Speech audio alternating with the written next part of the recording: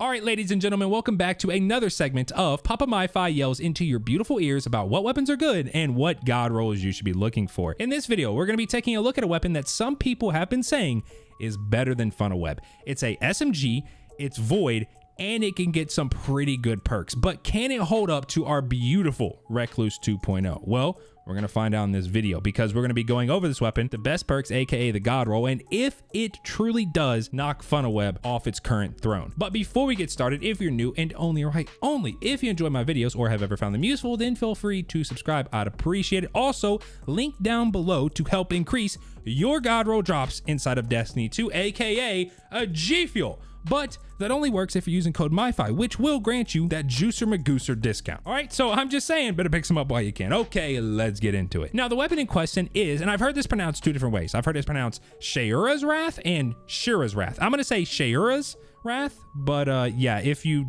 don't like the way I'm saying it, I'm so sorry. It is a 600 RPM precision frame void SMG that is acquired via Trials of Osiris. I'll have stats of both Shayuras Wrath and Funnelweb on screen now. Now, of course, because they are different archetypes, the stats are going to vary. Shayuras is going to have better impact, range, and aim assistance, whereas Funnelweb is going to have better handling, reload speed, and mag size. They're pretty much dead even on everything else, except of course their RPMs, as Funnelweb is a 900. Now, before we start comparing them on which one is better for what scenarios, input type, etc., let's first go over the god roll Shayuras just so we can compare everything at once, because I don't want to compare base stats and then have to re-compare once we know the god roll for Shayuras Wrath. First up in column 1, we have 9 barrel options: arrowhead break, chambered compensator, corkscrew rifling, extended barrel, fluted barrel, full bore, hammer forged rifling, polygonal rifling, and small bore. Of course, this column does depend on what input you're using, so M&K or controller. For controller, go with stability perks. My number one pick is small bore for a bump to stability and range. It's a 600, so even on a controller, it shouldn't be too hard to control, and you probably don't need the highest stability bump perk possible. Now, for M&K, just go with range. I like full bore, but if it's got range, you're good. Next up, column 2, you got 7 options: accurized rounds, appended mag, tactical mag, extended mag, steady rounds, alloy mag, and flared magwell. Now, because of Shayura's mag size being 27, the fact that we don't have perks like subsistence or overflow in column 3, I can't help but recommend perks like alloy mag for that insane boost to reload when the mag is empty. You're going to be chewing through ammo like crazy with this weapon, so in my opinion, alloy mag is going to be the way to go. You get to the bottom of the mag's completely empty, bam, you get a super fast reload, which with this weapon and its mag size is going to happen very often. But flared magwell is a very close second if you want to go with that as well. All right, now for columns 3 and 4, where things get a little more interesting. In column 3, you have 7 options: killing wind, tunnel vision, dynamic sway reduction, heating up, moving target, hip fire, grip, and perpetual motion. Like I mentioned, there's no subsistence or overflow, and there's no traditional reload perks in this column, which makes me so sad. Like, why? Your only option if you want to increase reload in this column is perpetual motion. After moving for 2 seconds, you're going to receive a +5 to stability and a +10 to handling and reload.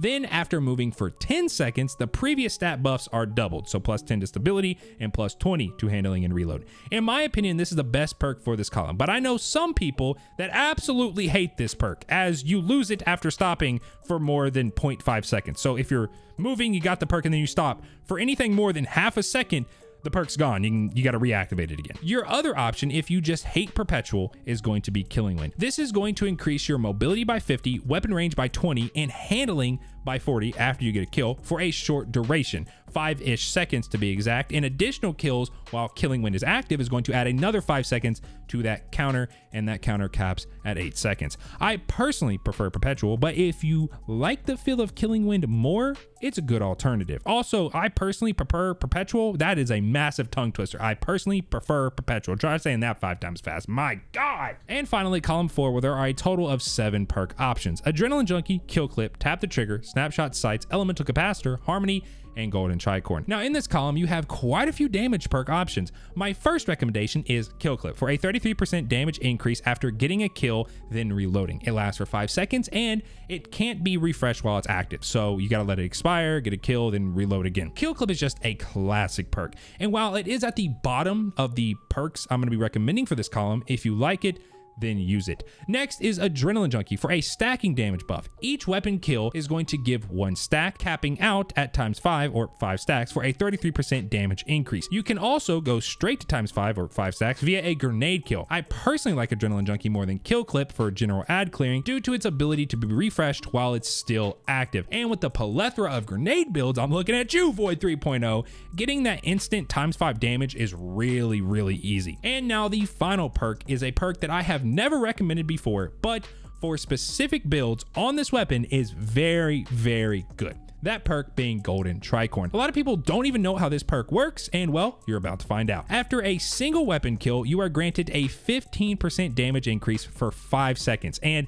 it can be refreshed via another weapon kill. While this damage increase is active, if you get a grenade or charged melee kill of the same damage type, aka Void, so the grenade and charge melee has to match the damage type of the weapon, this weapon being Void, you're gonna need Void, it takes the damage increase to 50. Yes, 50%, and doubles the timer to 10 seconds. This can also be refreshed via another charged melee / grenade kill of the same matching elemental type. This perk on this weapon, for example, with a Void Warlock with like Nezarec Sin for insane ability regen via like Void weapon damage is insane. As long as you have the enemies to kill, you'll have your grenade back before the perk ever even comes close to expiring. I feel if you're running a build with Void that can get your grenade or charge melee back stupid fast, go with Golden Tricorn. If not, go with Adrenaline Junkie, as you get a 33% damage increase with just weapon kills alone. Now for high tier content, and even though I said Kill Clip was on the bottom of my list for perks I'm recommending,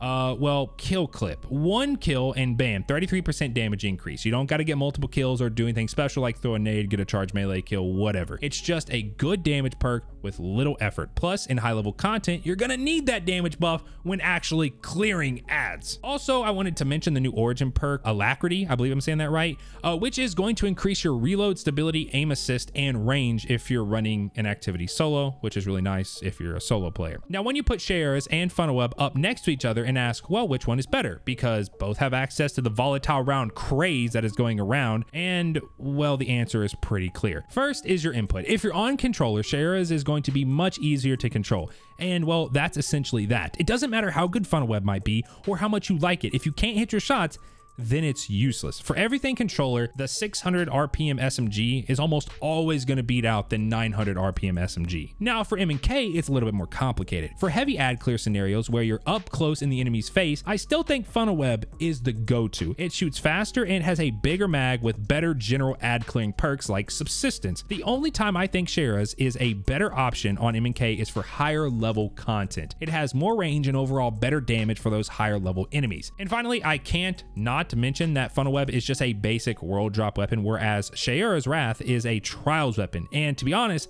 I don't know which one is worse when it comes to getting the God Roll. I mean, you don't have to play trials for Funnelweb, but you're at the pure mercy of RNG. Like, it's complete RNG if it's gonna drop and if it's gonna drop with the right perks. Whereas Shayuras, you have to play the sweatiest game mode in E2, but at least you can directly purchase it with tokens. But that is Shayuras Wrath, the Funnelweb 2.0, if you will, especially for controllers or higher level content. Let me know down in the comment section what you think is better. Are you on controller and prefer Funnelweb?